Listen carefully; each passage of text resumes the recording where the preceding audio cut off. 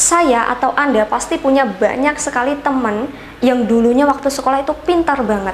Jago matematika, fisika, kimia, biologi, akuntansi, pokoknya semua materi akademis itu dilahap sama mereka. Tapi ada satu kenyataan yang agak aneh. Teman-teman kita yang dulunya pintar sewaktu sekolah, pas terjun di dunia nyata sekarang, di kehidupan nyata mereka, itu mereka hidupnya biasa-biasa saja. Kalah sama anak-anak yang dulunya waktu sekolah itu biasa-biasa saja, atau bahkan cenderung kurang dalam hal akademis. Apa penyebabnya?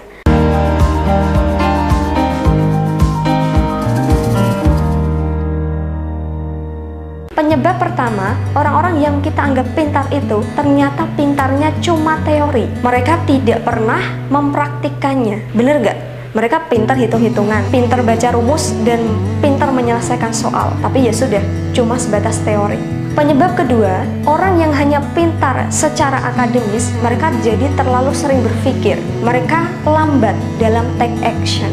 Anda tahu nggak, pahlawan devisa kita, alias para TKI atau TKW, mereka dulu waktu sekolah itu pengetahuannya biasa-biasa saja, prestasi akademisnya biasa-biasa saja, tapi mereka nekat, berani berangkat ke luar negeri padahal belum bisa bahasa Inggris. Banyak juga yang sukses di sana, ya nggak? Mereka nggak banyak mikir, ini nanti berhasil nggak ya? Ini nanti sukses nggak ya? Jadi jangan sampai kita yang titelnya S1, S2, atau S3 kalah nekat sama mereka yang cuma lulusan SD atau SMP. Tapi nekatnya mereka bukan nekat konyol. Mereka punya keyakinan bahwa hidupnya harus berubah dan lebih baik. Penyebab ketiga, sekolah kita mendoktrin anak-anak bahwa pintar akademis saja sudah cukup.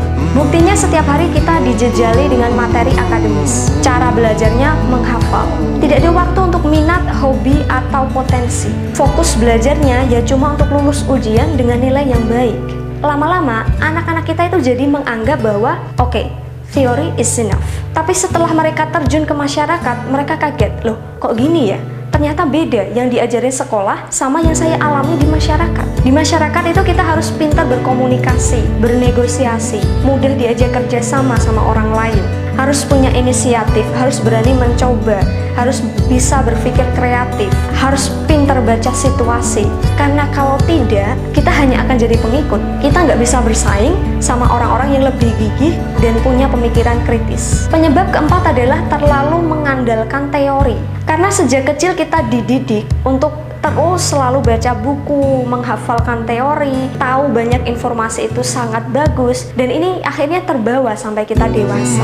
Setiap kali kita mau bertindak, kita cari referensi teori. Kita buat banyak perhitungan, pertimbangan. Ya, tidak ada yang salah sih dengan cara ini, tapi kalau kita terlalu banyak melakukan perhitungan, pertimbangan, lama-lama kita nggak akan take action. Kita akan selalu terus menunda untuk membuat keputusan karena kita sibuk dengan teori-teori kita. Ya seperti kebiasaan kita sewaktu dulu, banyak baca buku, banyak berimajinasi, tapi takut untuk mengambil kendali. Penyebab kelima adalah tidak memiliki kecakapan sosial. Memiliki banyak kenalan itu sangat bagus. Karena tiap orang yang kita kenal akan membawa kita pada banyak pengalaman dan pembelajaran. Dan memang benar, orang hidup itu bekalnya bukan cuma teori, bukan cuma soal matematika, bahasa Inggris, fisika, kimia, atau biologi. Kita perlu ngobrol dan berinteraksi dengan orang lain. Kita perlu untuk belajar bagaimana caranya bekerja sama dengan orang-orang di sekitar kita. National Association of College and Employees in USA tahun 2002 pernah mengungkapkan sebuah hasil penelitian bahwa dari 20 karakter orang-orang sukses, karakter pertama yang paling banyak dimiliki adalah kemampuan berkomunikasi. Yang kedua adalah kejujuran, dan yang ketiga adalah kemampuan bekerja sama. Anda perhatikan ya, 3 hal utama.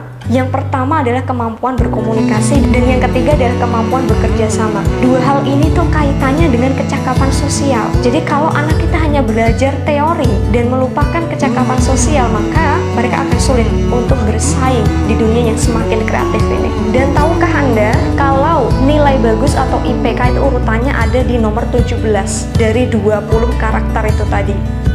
Dari 5 pemaparan ini, saya menyimpulkan bahwa kalau anak Anda sekarang masih sekolah, jangan sekolah saja dan berkutat dengan materi akademis. Ajak mereka untuk keluar rumah, menikmati lingkungan, bergabung dengan beragam komunitas, ajarkan bagaimana caranya bernegosiasi, bekerja sama, berkomunikasi terbuka, mendengarkan, peka dengan lingkungan. Itu hal-hal yang sangat penting untuk Anda ajarkan kepada anak-anak.